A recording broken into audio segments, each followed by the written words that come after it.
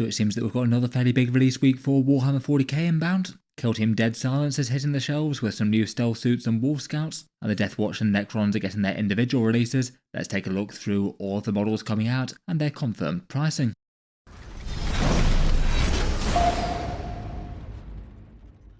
Hello and welcome back to Auspex Tactics, where today we're talking about the upcoming Warhammer 40k releases this week, where it seems it's the time for more kill teams and some new models for the Space Wolves and Tau.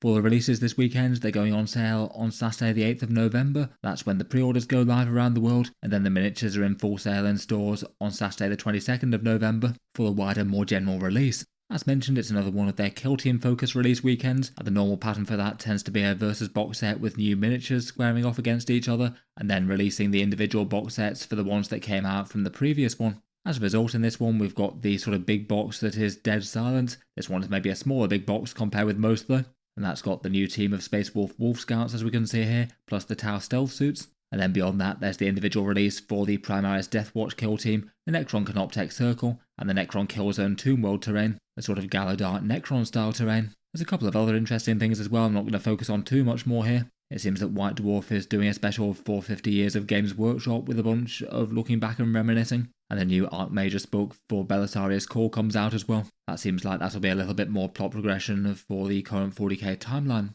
This was one of the two major outstanding Warhammer 40k release weekends that we had coming. The other one is of course those Christmas Battle Force box sets. I was wondering if they might be a little early this year and go for this weekend. As they haven't come out now though, it's pretty guaranteed they'll either go up for pre-order next weekend or the one after. Next weekend would be the single most likely I'd guess, given that pre-order day was on November the 16th last year, so the Saturday the 15th seems at least plausible. That's going to be quite a big release weekend when they do. Otherwise we might find out a little bit about the Wolf Scout and the stealth suit rules. At some point they're going to be having some fully fledged Warhammer 40k datasheets. Maybe there's a chance they'll come out when they release the Ultramarines ones in full. Currently they've previewed them but haven't actually released them for download yet. That's not going to happen until the World Champions of Warhammer event is finished, which is coming up this weekend. As ever, if you were looking to pick up any of the kits, the channel's affiliate discount retailers linked down in the video description can help out with that. They have anywhere between 10 and 20% off depending on where you are around the world. There's Element Games in the UK for 15% off, Gap Games in Australia for 21%, Toy Snowman and Fenris Workshop for 15% and 10% in Canada, Wargame Portal for 15% in the USA, and Taschengeld in Germany and the EU for 16%, plus they have a code for 4% extra as well. If you buy anything after clicking those links, a small amount goes to help support the channel. Here will be the times where those pre-orders go live in those stores around the world, midnight Eastern Time in North America, and then 10 through to midday in the rest of the world. I'm going to guess that this Dead Silence box set is going to be in some painfully short supply unfortunately. Pretty well all of these Kill Team versus box sets have sold out near instantly, and this one doesn't seem likely to be different. As a result, discount retailers for the big box are probably only going to have a very small amount of them, so likely might be worth falling back to the Games Workshop web store if everyone is sold out. In any case, a big thank you to anyone buying through the links in the video description. It does help to support the Auspex Tactics videos. Let's get into the big box and pricing for it though. Kill Team Dead Silence has the Space Wolves vs Tau. In the lore, they're fighting over a Necron tomb world with the Tau trying to study the technology and the Space Wolves trying to eliminate their covert team. And in the box set, there's 5 Wolf Scouts, 5 stealth suits, plus their hangers-on with a Fenrisian Wolf, 2 drones, and a homing beacon. The box set also comes with the Kill Team dossier, plus their cards and counters. The card sets are usually sold separately to the Kill Teams, so perhaps extra incentive if you are actually collecting them to playing Kill Team itself. As per usual, these will be the first way to get these models, and then you likely won't be able to get them separately for the next 3 or 4 months or so until the next Kill Team box set comes out. That'll be the one with the Sisters versus the Raptors. Miniatures wise though, compared with most of these similar Kill Team type box sets, this one's got lower plastic content than the rest. Both the Kill Teams are at least relatively small with 5 models in each. There's no terrain in this one, or doubled up kits, or extra kits like say the Necron Warriors that came out in Kill Team Tomb World. So you basically got the card sets and then 10 models plus a few auxiliaries. As a result, the pricing on the box set is cheaper than some of the previous ones. It's $112 US, which should equate to around £69, 90 euros, or $135 Canadian. Overall, basically that does feel like it is solidly cheaper than the other Kill Team box sets, but maybe not by quite as much as you might hope. It does seem it is going to be a discount versus buying these 2 Kill Teams separately though, given the price for the Deathwatch and say the Tank Busters Wrecker Crew.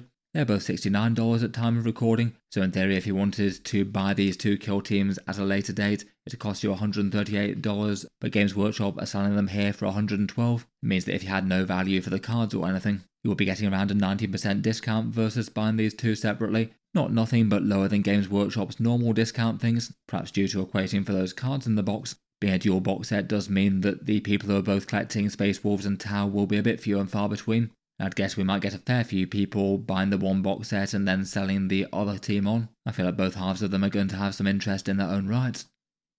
Focusing on the models themselves, the Wolf Scouts and the Lore are basically Space Wolf veterans that are used as their reconnaissance troops. Their new neophytes tend to be fielded as hot-headed Bloodclaws, and while the old models had the more standard Space Marine Scout carapace armour, these new ones are in Phobos armour, though without the bigger shoulder pad.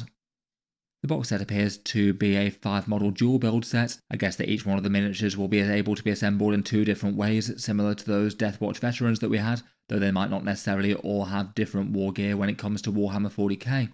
There's certainly a fair amount of different options in the unit though. We've got a guy with what looks like an Instigator bolt carbine, a Fangbearer that seems to have a frost knife plus a heavy bolt pistol, a gunner that has a standard plasma gun, not a plasma incinerator, so you might be able to swap that for a melter or something maybe.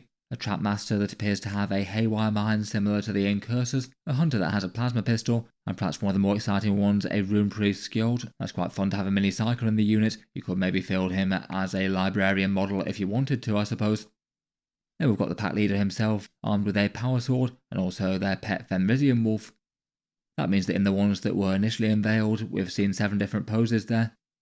Though there are only going to be 5 in the box set. I guess like those Primaris Deathwatch veterans, it's going to be a fairly complicated datasheet as a result, lots of individual models being able to pick one bit of war gear or the other. It's going to be interesting to see the rules for these guys. I guess some sort of combination of Scout or Infiltrate or both. I feel like they're going to have some stiff competition with the various other Space Marine skirmish units out there. Broadly speaking, people have really quite enjoyed the miniatures though. They do feel like really quite fun little mini characters to me. Moving on to the other half of the box set, and we have the Tau stealth suits. These are slightly maverick Firecraft battlesuit pilots, not going down the normal path of progression for them, but instead choosing infiltration and high-risk tactics, often sneaking up on the enemy completely cloaked, and then laying targets low with burst cannons and fusion blasters, or marking things with marker lights. It seems that the new version on them is an entire new class of battlesuit. We had the XV-15 on the bottom right, then the XV-25. This new one is called an XV-26, and seems to have design elements from both of them really. Kind of feeling like a bit of a halfway in between, maybe with some nods to the Ghost Kill as well. Again, they look like a 5-model kit with a whole bunch of options. I'd guess not all of them will necessarily have impact in Warhammer 40k. We've seen there's at least 2 fusion blasters in the unit. There's the squad leader Shazveer here with 2 drones with their aerials taken off for some reason. Perhaps that helps them be a bit more stealthy, one a gun drone and one a marker drone. Then we've got the rest of the squad, broadly armed with burst cannons with 3 barrels. One's called a designator and has a marker light. One's called a neutralizer who has some jamming equipment. That might or might not have actual Warhammer 40k rules though, I suppose. There's a liberator, again with a fusion blaster who has some demo charges. And then one that's called a lodestar who seems to be deploying some homing beacons. Overall, put that all together and you've got a 5-man Tau squad, feeling like quite a nice and fitting update on the stealth suits to me. A bit more dynamic with a few more unique things going on, and you get a few more in the box than you did previously.